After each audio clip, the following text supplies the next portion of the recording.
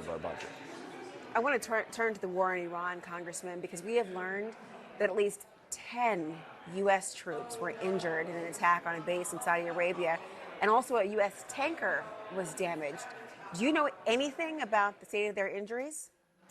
We do not. We've got the report that you got. I was briefed by actually Chairman Kaine today, and yes, that was confirmed. Those injuries happened.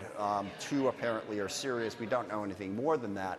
But it certainly shows that even after 4 weeks of what has been a very successful bombing campaign, cannot argue with the fact that we have hit a lot of targets. It just points up that you can reduce Iran's military capability. You can't eliminate it, particularly in the age of cheap one-way attack drones. All they have to do is maintain, some number of those, and they can place our troops and also our partners and allies in the region at risk. That's what's so problematic about where this war is at right now. How does it end? You're not going to apparently eliminate Iran's ability. So what is the goal the president is trying to achieve with this war right now? I, of course, like others, are very fixated on the end of a war. And Secretary Marco Rubio says the war will continue for a few more, he says weeks, not months, his words, and without any boots on the ground. Listen to this. We're going to destroy their factories that make missiles and rockets and drones. We're going to destroy their Navy. We're going to destroy their Air Force. And we are going to significantly destroy their missile launchers so they can never hide behind these things to get a nuclear weapon. We are achieving all those objectives. We are ahead of schedule on most of them. And we can achieve them without any ground troops, without any. Now, based on the information you've been briefed on, Congressman, is his assessment accurate that no boots on the ground are needed? Well, I think for what he just said, that's probably true if you want to degrade Iran's capability, to be sure.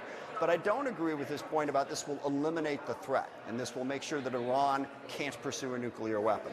They'll maintain their ballistic missile capacity to some degree and their drone capacity to some degree. They will be protected from that. So I don't know that we accomplish the ultimate objective.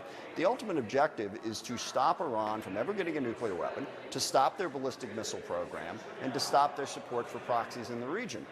Even another 2-3 weeks of bombing, I don't see that we get to that point. Now, from what I've heard from briefings we've got this week, it seems like the Trump administration is not inclined to use ground troops.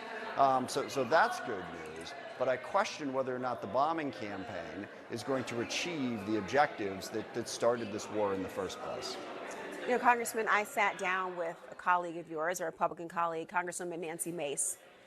She expressed frustration over what she learned at a classified briefing just earlier this week. Listen. I think the objectives on what's going on today need to be clarified both for the American public and for Congress. Were you surprised by what you learned today? I was very surprised and disappointed. Is it right to go into a protracted, elongated war where soldiers are going to die? And right now, I am adamantly opposed to boots on the ground, based on the information that I have. Congressman, what is the administration telling you behind closed doors that does not line up with their public messaging? Well, the only thing I disagree with what Representative May said there was the surprised part. None of this is particularly surprising. I mean, we've been wargaming this for 15 years. Okay, what can we achieve if we attack Iran? And the concern has always been, while you can certainly hit some targets and you can degrade them significantly, the Iranian regime was likely to stay in place, likely to maintain some capacity, and likely to threaten our troops and our partners and allies in the region in precisely the way that we have. Nancy Mace has served on the Armed Services Committee. None of this should have been surprising. She should have voted against this war when she had the chance, because we all knew this was the direction that it was going to go. And behind closed doors, we're hearing basically what we've talked about here, is what Marco Rubio said. Now, when you ask the question, how is this military campaign going to ultimately break the Iranian regime and stop them from being the threat that we had before this, that's where there is a lack of detail, and that lack of detail comes from the fact there's no real path to achieving that. Even some number of boots on the ground would be unlikely to be able to topple this regime. You know, Mace had been very adamant that the administration must go to Congress before any troops set foot on Iran. Now, I wonder from your perspective, and based on what we have seen, do you believe the administration would go to Congress before any boots on the ground, let alone troops setting foot in Iran? Absolutely not. I mean, the Trump administration has made it clear that they are going to walk over Congress any chance they get, and Mike Johnson. So what can you do about that? Well, I was going to say Mike Johnson's made it clear that he's going to let them. There's a lot we could do about that if the Speaker of the House and the Republicans in Congress wanted to stand up for the rights of Congress, even on the spending issue. I mean, President Trump has cut spending that we approved, and we have been blocked in any effort to try to reverse that.